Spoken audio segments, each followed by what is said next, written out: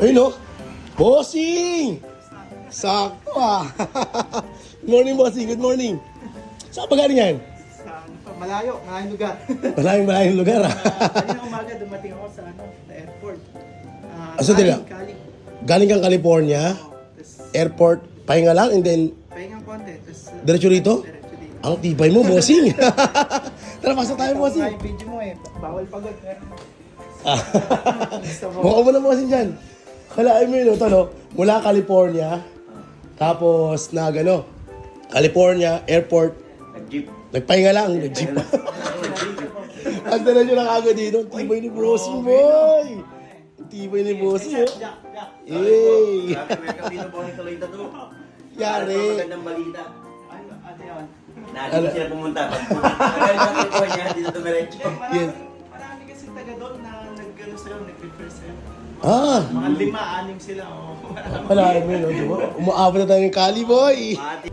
Bossing, ilagyan kita ng mic. Ay, sige lang sir. Pag-usapan natin yung design mo. Design natin. So yun, boss, ano yung design natin? Sir, ito black and white lang boss. Okay, black and gray. Oh, black and gray pala. Ano to, samurai ba to? Tama ba? Parang ganun. Tapos, kasi medyo marami nang may ganun So, ikaw na bahala. Sige, magkano tayo? Ayan, parang ganito. Parang ganyan, ayan. Tapos ikaw na bahalang Maglaro. Oo, ikaw na bahala. Basta sabi sa akin, magtiwala ka kay Lloyd. Tsaka may bana to. Yun Yun ang gusto kong marinig. Tiwala lang to. yan. Black and gray pala tawag dito. No? Oh, black and gray po, black and gray po. So, bahala na kung lalabas sa tawas. Actually, nung nakita ko yan kahapon, medyo naglalaro na rin yung utak ko kung ano yung lalaroin kong piyesa. Ilalagay, ano. Oo. So, yun na nga. Katulad ng ganyan, alam ko marami na kasing may ganyang mga tema. Marami na So, nakita ko nga nun din to nung minsan sa gagawa lang tayo ng natin, ng version natin. Oo. Diba? Kaya tinanong kita kung kailangan ba kasama yung katawan o open ka sa part ng kahit ulo, basta diskartehan mo na Oo, boss. sige. Sige, bossing ha? Sige, Ready sige. ko na yung design natin. Sige. Ang bilis ka usap ni bossing. Siyempre, tiwala na Yun!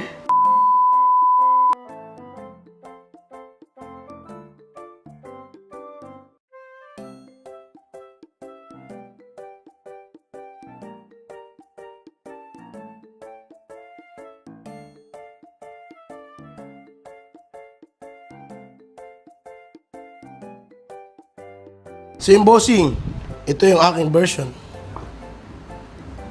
Panalo. Okay na? Dali ka agad? Daling, boss. So dito mas nag-highlights yung Oo, nag-highlight yung samurai, tapos yung temple, tapos yung cherry blossom. cherry blossom, panalo, boss.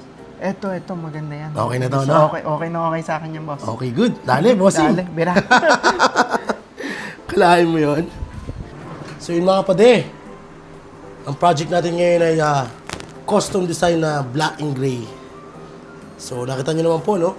Aprobado na po sa ating bossing yung ating nagawang design. So dito is diretso na tayo kagad dito sa ating session.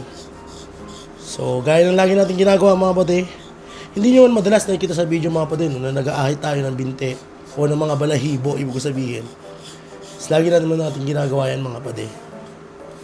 Kasi nga, alam na natin, yung dahilan kung bakit minsan ay parang feeling nyo purul yung ating needle dahil po yun sa mga balahibo na pumapasok o sumisiksik dun sa ating mga needle.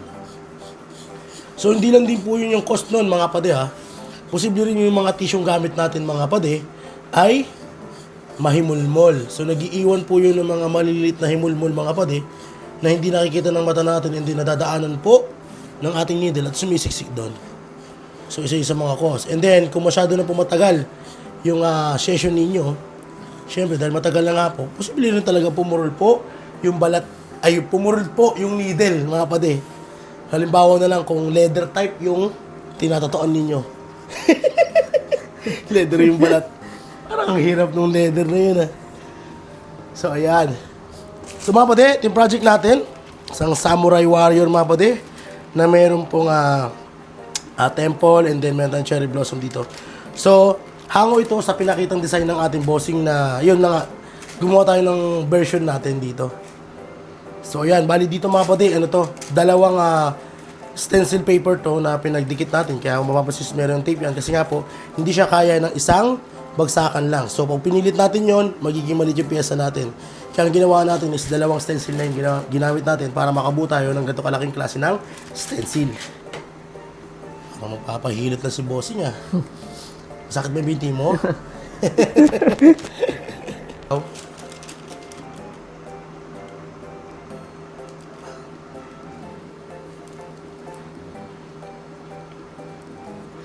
Yun. Dali.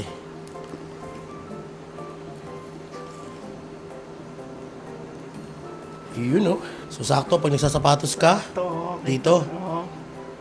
Yan. Okay na yan. Uwi na Okay ako. na yan? Mga boss, ito yung project natin ngayong araw. Bali, meron tayong custom design na black and gray. Grabe, ang ganda ng design ng ating bossing. So, dito is kukunin natin ito ng isang session lang mga buddy. Kahit na ganyang kalaki yan, kayang-kaya ng isang session yan kasi total black and gray naman po yung ating project na gagawin ngayong araw. At ito ang request ng bossing natin from California. California. Hey! Si bossing, oh. Busy lang eh. So muli, ang project natin na isang custom design na black and gray at game na tayo.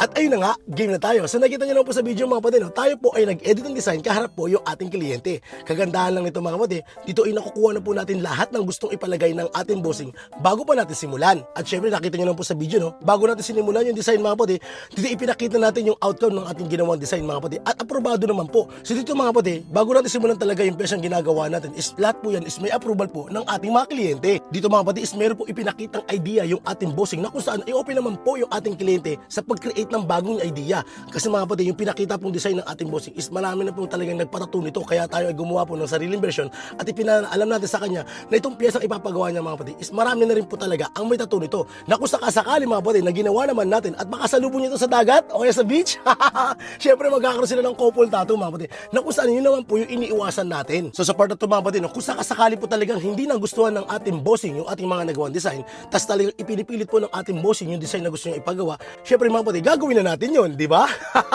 Alam nga na tumanggi ka pa. Kaya muli mga kapatid, tayo po ay gumagawa ng design at bago natin ito simulan mga kapatid, is humihingi muna tayo ng approval doon sa ating mga kliyente. Nang sagot nga po mga kapatid, is wala na po tayo magiging aberya. Alam naman po natin mga kapatid na ang tattoo ay permanente na, kaya dito mga kapatid talagang ipinapaliwanag natin na maigi ito sa ating mga client. Dito kasi mga kapatid, posible talagang iba po yung approach ng artist dun sa idea ng ating mga kliyente. Kasi nga po mga kapatid, yung mga kliyente natin is mga nagbibigay lang po talaga ng idea na gusto nila makita sa balat nila na pagsasama-samahin po. Ngayon ito naman pong artist mga kapatid is lahat po ng binanggit ninyo mga kapatid ay pipilitin niyang laruin ito mga kapatid kasi makabuo siya ng isang pyesa. So ito pala ating finished product mga boss at total of 7 hours. O diba, grabe ang tibay ng ating bossing. Akalaan niyo ba yun mga kapatid, no? Galing po siya ng California and then pagbaba ng Pilipinas mga kapatid, nagpahinga lang ng konti and then diretso na kaagad dito sa ating studio. Kasi dito mga kapatid, after nito ay dediretso naman po siya ng Nueva Ecija. Sa may katanungan, message lang po sa ating Facebook page na Tattoo. Yun lamang po. Maraming salamat!